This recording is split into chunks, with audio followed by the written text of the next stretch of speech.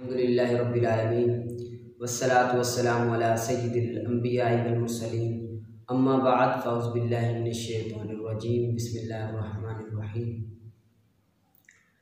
कल हमने सबक पढ़ लिया था तनाफुर हुरूफ तक मुखालिफत क़ियास से पहले। आज उम्मीद करता हूँ कि आगे सबक में पीछे आपने अच्छी तरह याद किया होगा और आगे तरकीब और इबारत भी निकाल कर आए होंगे। मुखालिफत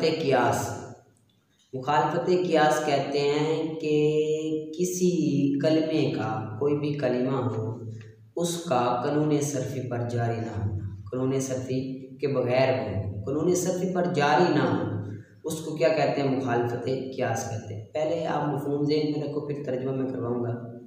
मुखालिफत क़ियास कैसे कहते हैं? कि जिसका कानून सर्फ़ी पर जारी ना होना। दो मिसालें हैं, एक है बूक और दूसरा है मौदादातुन। बूक और मौदादातुन। बूक की जमा अबवाक आती है, बूक की जमा क्या आती है?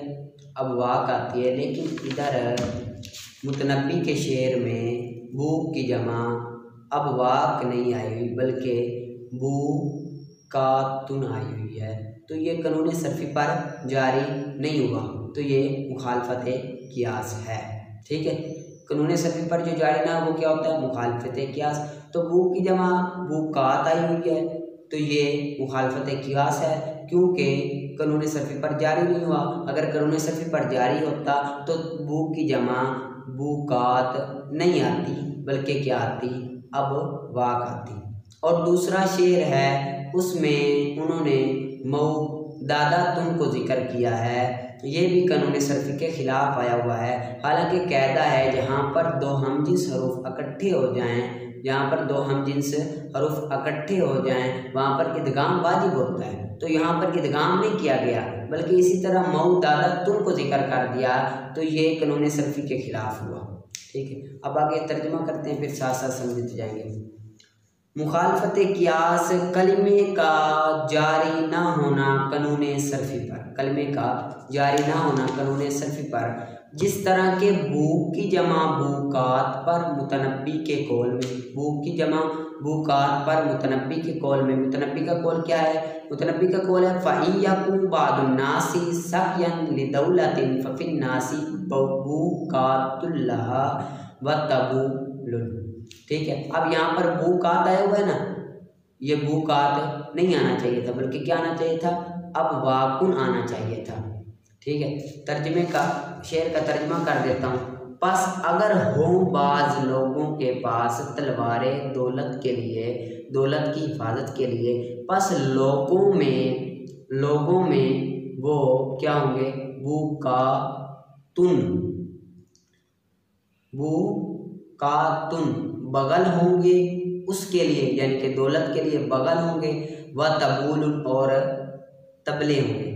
तबूलुन कहते हैं कि निकारा बनाने के लिए, यानी कि जिसके पास दौलत हो उसके पास, उनमें उस दौलत के पास बाज़ लोगों के पास तलवारें हों, तो वो जो तलवारें होंगी और वो लोग होंगे वो उस दौलत के लिए बूकात होंगे, यानी कि बूकात से मुराद क्या है? उसके लिए ढाल होंगे, और तबले यानी कि नकारा बनाने के लिए, उस दौलत के पास आने वाले अशखास को नकारा बनाने के लिए होगी। इज़िल क़ियासु फ़ी जमइही लिकिल्लति अबवाक, क्योंकि क़ियास उसकी जमा में किल्लत के लिए अबवाक आती है, बूकात की जमा अबवाक आती है, यहाँ पर बूकातुन को जिक्र किया है, इसीलिए ये खिलाफ क़ियास है। और मौदादातुन की तरह उसके कौल में इन्ना बनिया लाली आमुन ज़ाहदतुन मा लई फ़ी सुदूरी मिन मौदादातिन, बेशक इधर भी मौदादातुन आया हुआ है ना, ये भी मुखालिफत क़ियास है। मुखालिफत क़ियास है ना कि दो हम जैसे हरूफ इकट्ठे हुए हैं तो इदगाम वाजिब था, यहाँ पर इदगाम नहीं किया। तर्जुमा, बस बेशक मेरे बेटे निकम्मे लाली आमुन निकम्मे ज़ाहदतुन और फारिग हैं, नहीं है मेरे लिए उनके दिल में मिन मौदादातिन कोई मोहब्बत नहीं है, वो इतने निकम्मे हैं कि वो मुझसे मोहब्बत नहीं करते। ठीक है, वो मुझसे मोहब्बत नहीं करते। ये शेर का तर्जुमा है। और कियास मुवद्दतुन आता है इदगाम के साथ। इदगाम के साथ कियास मुवद्दतुन आता है। यहाँ पर भी खिलाफ कियास उन्होंने जिक्र किया हुआ है।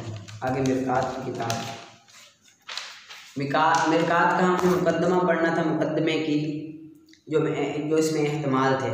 आप पिछला सबक अच्छी तरह याद करके आए होंगे और इबारत आगे तरकीब ज़रूर निकालनी है। मुकद्दमातुन में एहतमाल 3 तरह के हैं। इसको मुकद्दमातुन भी पढ़ सकते हैं और मुकद्दिमातुन भी पढ़ सकते हैं। दाल के फतह के साथ भी पढ़ सकते हैं और दाल के कसरा के साथ भी पढ़ सकते हैं। अगर इसको दाल के फतह के साथ पढ़ें तो ये बाबे तफ़ईल से इसमें मफ़ूल का सीगा होगा। बाबे तफ़ईल से इसमें मफ़ूल का सीगा होगा। अगर मुकद्दमातुन पढ़ें तो बाबे तफ़ईल से इसमें मफ़ूल का सीगा होगा। मतलब इसका ये होगा कि आगे किया हुआ, आगे किया हुआ। तो ये मकसूदे किताब से आगे किया होता है, ये भी ठीक है। दूसरा, अगर मुकद्दिमातुन पढ़ें तो यानी कि इसको दाल के कसरा के साथ पढ़ें तो इसमें 2 एहतमाल हैं, 2 एहतमाल हैं। मगर दोनों इसमें फ़ाइल का सीगा होगा। दोनों क्या होंगे? इसमें फ़ाइल का सीगा होंगे। दोनों एहतमाल हैं, दोनों इसमें फ़ाइल के सीगे होंगे। एक तफ़ईल बमाना तफ़ईल के हो गए, यानी कि ये तफ़ईल है और तफ़ईल बमाना मतलब भी तफ़ईल वाला ही होगा। तो इसका तर्जुमा होगा कि आगे करने वाला, आगे करने वाला। तो ये ना जानने वाले को जानने वाले पर आगे करने वाले, ना जानने वाले को जानने वाले पर आगे करने वाले, ये भी ठीक है। अगर मुकद्दिमा पढ़ें और तफ़ईल बमाना तफ़ाउल के होगा। तीसरा क्या होगा? तफ़ईल में बमाना तफ़ाउल के होगा। पहला तो था तफ़ईल, इसमें मफ़ूल। दूसरा तफ़ईल बमाना तफ़ईल। तीसरा तफ़ईल बमाना तफ़ाउल के होगा। तो इसका मतलब होगा कि आगे होने वाला। तो ये मकसूद किताब से आगे हुआ वो होता है, इसी वजह से इसको मुकद्दिमा तफ़ईल बमाना तफ़ाउल के पढ़ना भी जायज़ है। ठीक है।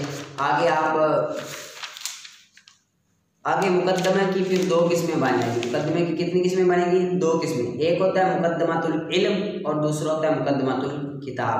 एक होता है मुकद्दमातुल इल्म, दूसरा मुकद्दमातुल किताब। मुकद्दमातुल इल्म कहते हैं मानी का वो ताइफा जिस पर किसी इल्म में मिन वजहिल बसीरत शुरू होना मौकूफ़ हो। मानी का वो ताइफा ग्रोह को कहते हैं, एक जमात को। मानी का वो ताइफा जिसमें किसी इल्म में मिन वजह बसीरत शुरू होना मौकूफ़ हो। और किताब मुकद्दमातुल किताब कहते हैं कि अल्फाज का वो ताइफा। इसको कहते हैं अल्फाज का वो ताइफा जो मकसूदे किताब से पहले होता है और मकसूदे किताब के समझने का फ़ायदा देता है। मकसूदे किताब के से पहले होता है और मकसूदे किताब के साथ मकसूदे किताब के समझने का फ़ायदा देता है। और मकसूदे किताब का इसके साथ रबत होता है और इसका मकसूदे किताब के साथ क्या होता है? रबत होता है, ताल्लुक़ होता है, वास्ता होता है। ठीक है। आगे इंशाअल्लाह ज़वजल आप अल-मुख्तसर कुदूरी की भी इबारत निकाल कर आएंगे। हम किताबुल बुयू से सबक शुरू करेंगे अल-मुख्तसर कुदूरी का कल से इंशाअल्लाह अज़्ज़ा वजल। आस्ता आस्ता किताबें बढ़ाते जाएंगे।